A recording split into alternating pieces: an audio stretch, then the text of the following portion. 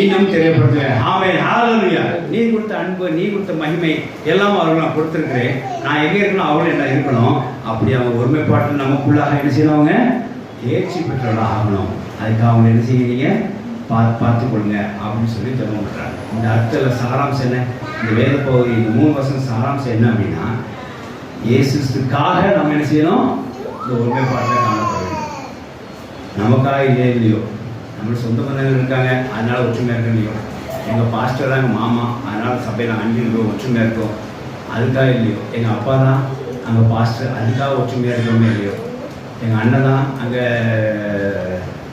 Worship lead பண்ணுறார் அதுக்காக ஒற்றுமையாக இருக்க இல்லையோ, இயேசுக்காக நம்ம என்ன செய்யணும், ஒன்றாக இருக்க. ஹல்லேலூயா.